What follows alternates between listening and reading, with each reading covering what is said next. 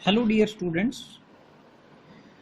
Advance calculus के इस lecture में मैं आपको आज CMVT करवाऊंगा। पिछले लेक्चर में हमने की थी LMVT मतलब लैग्रांजीज मीन वैल्यू थ्योरम, और इसमें करेंगे काशी मीन वैल्यू थ्योरम।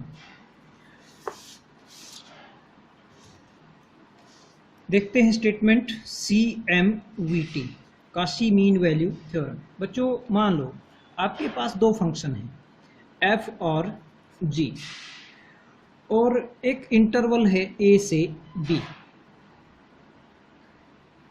तो मान लो ये कुछ कंडीशन सेटिस्फाई हो रही हैं, मतलब गिवन है कि f और g दोनों कंटिन्यूअस हैं क्लोज इंटरवल के ऊपर, continuous on this close interval. और दूसरी बात, f और g दोनों डेरिवेबल हैं, डेरिवेबल ओपन इंटरवल के ऊपर। क्लोज में भी हो सकते हैं डेरिवेबल, लेकिन ए बी के ऊपर छूट है, डेरिवेबल हो या ना हो। और तीसरी बात कि g डैश x जीरो नहीं है कहीं पर भी, for all x belonging to the open interval a b. तो कहता है इंटरवल के अंदर अगर ये तीन कंडीशन सेटिस्फाई होती हैं तो इंटरवल के अंदर ए बी के अंदर एक c मिल जाएगा। There exist a number c in the interval such that कि f b minus f a बटे जी बी माइनस जी ए ये किसके इक्वल होगा, एफ डैश सी बटे जी डैश सी इसके इक्वल होगा, मतलब ऐसा होगा। प्रूफ देखते हैं। बच्चों आपको याद होगा CMVT के अंदर LMVT के अंदर हमने इसका प्रूफ, LMVT का प्रूफ कैसे किया था। बिल्कुल सेम स्टेप्स में प्रूफ रहेगा CMVT का। इसके प्रूफ में आगे बढ़ने से पहले बच्चों एक हम नज़र G के ऊपर डालते हैं कि गिवन है G का डेरिवेटिव जीरो नहीं है कहीं पर भी पूरे इंटरवल में, यानी कि सारी जगह नॉन जीरो है for all x in the interval. तो बच्चों हम एक बात की गारंटी कर सकते हैं कि g की वैल्यू a के ऊपर और g की वैल्यू b के ऊपर इक्वल कभी भी नहीं होगी, क्योंकि बच्चों अगर ga और gb इक्वल हो गए तो ये रोल्स थ्योरम की कंडीशन सेटिस्फाई हो जाएंगी g के ऊपर, क्योंकि g कंटिन्यूस भी है, g डेरिवेबल भी है और ga इक्वल टू gb भी हो गया है। तो इसका मतलब एक c मिल जाएगा जहां पर g डैश c क्या होगा, जीरो होगा। इंटरवल में ऐसा c मिल जाएगा। लेकिन तीसरी कंडीशन कहती है कि सारी जगह नॉन जीरो है, तो यहां तो एक जगह जीरो मिल गया, तो इसका मतलब जो मानकर चले हो वो गलत मानकर चले हो, तो इसका मतलब GA और GB कभी भी इक्वल नहीं होंगे। ओके नेक्स्ट बच्चों, इसके प्रूफ के लिए हम यहां भी एक फंक्शन मानकर चलेंगे। Suppose phi x small f x plus capital A into g x. वहां पर हमने LMVT में एफ एक्स प्लस ये A ये इतना माना था, ये इतना, अब हमने g और मल्टीप्लाई कर लिया है साथ में। सिर्फ आपको ये फंक्शन याद होना चाहिए, पूरा प्रूफ बिल्कुल आसान हो जाएगा। और यहाँ जो a हमने अननोन इसके अंदर लिया है, ये इस तरह का लिया है, where a is chosen such that, इस तरह का लिया है कि फाई की वैल्यू लेफ्ट हैंड पे और फाई की वैल्यू राइट हैंड पे क्या बन जाए, इक्वल। ऐसा a लिया है यहाँ पर हमने सोच समझ करके। अभी हमें नहीं पता वो a की वैल्यू क्या है, वो हम आगे निकालते हैं। अब फाई की वैल्यू a के ऊपर क्या आएगी, f a plus a into g a. ऐसे ही फाई की वैल्यू b के ऊपर क्या आएगी, f of b plus a into g of b। बच्चों दोनों तरफ से इकट्ठा करो a को, तो a into g a minus g b उस तरफ से ले आए, और उस तरफ f b minus f a बन जाएगा। ये पार्ट नीचे ले जाओ, तो ये हमारे पास a की वैल्यू आ जाएगी। तो क्या मैं -a की वैल्यू लिख दूं डायरेक्ट, क्योंकि मुझे आगे -a की वैल्यू यूज होगी। f of a minus f of b बटे g of a minus g of b। मैंने इस तरफ से माइनस बाहर निकाला और इस तरफ ले आया।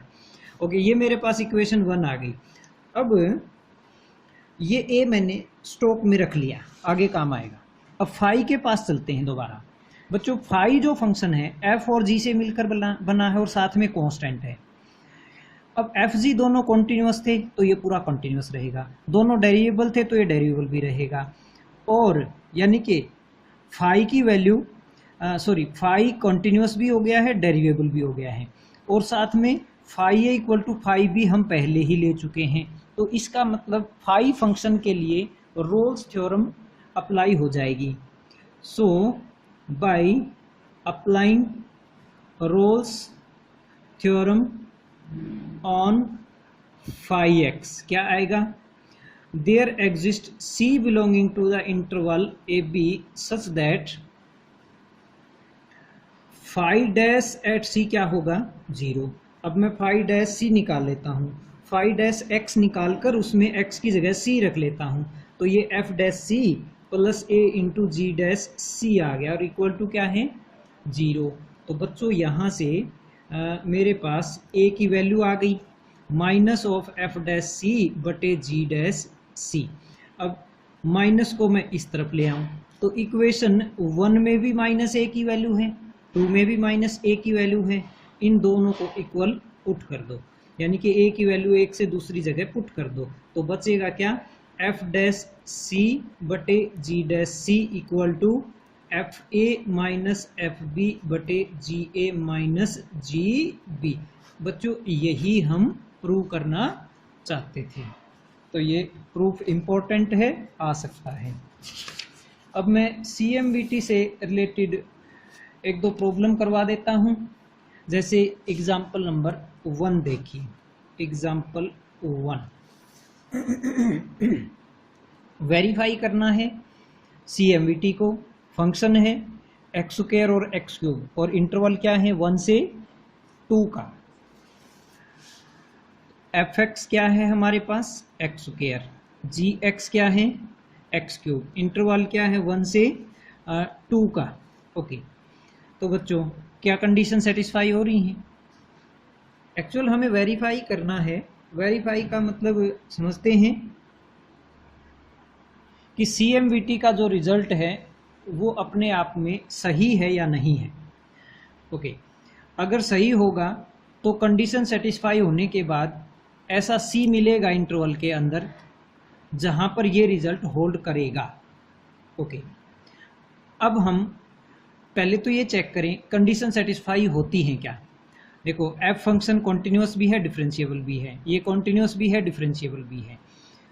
तो और तीसरी बात g का डेरिवेटिव करोगे, चेक करके देखो g का डेरिवेटिव g डैश x क्या आया 3x स्क्वायर। अब 1 से 2 के इंटरवल में ये कहीं 0 भी नहीं बन रहा है, तो इसका मतलब तीनों कंडीशन सेटिस्फाई हो गई है। तो ऐसा c इसके अंदर मिलना चाहिए जहां पर ऐसा रिजल्ट होगा। अब मैं 1 मिनट ऐसा रिजल्ट मान के चलता हूं और वहां से c कैलकुलेट कर लेता हूं, तो वो c देख लेंगे इस इंटरवल में आता है कि नहीं आता है। तो अगर CMVT का रिजल्ट सही है तो ज़रूर इसके अंदर आएगा। तो देखते हैं यहाँ से c कैलकुलेट करते हैं। तो बच्चों इसमें वैल्यूज़ पुट कर दो, एफ डैश सी, एफ डैश यहाँ से निकाल लो और x को c रख दो, तो 2c बटे g dash c means 3c square equal to f a का मतलब 1, f के अंदर 1 रखो तो ये 1 माइनस एफ बी, एफ के अंदर b रखो मीन्स 2 का स्क्वायर 4 बटे जी ए की वैल्यू 1 रखो मीन्स g में रखना है यहाँ पर 1 माइनस जी बी मीन्स 2 का क्यूब 8, तो कितना आया -3 बाई -7 मीन्स 3/7। लेफ्ट साइड से भी सोल्व करो थोड़ा, c से c कट जाएगा, c को उधर ले जाओ तो c की वैल्यू आ जाएगी 7/3 इंटू 2/3, तो 14/9। अब चेक करो ये 14/9 इस इंटरवल में है कि नहीं है।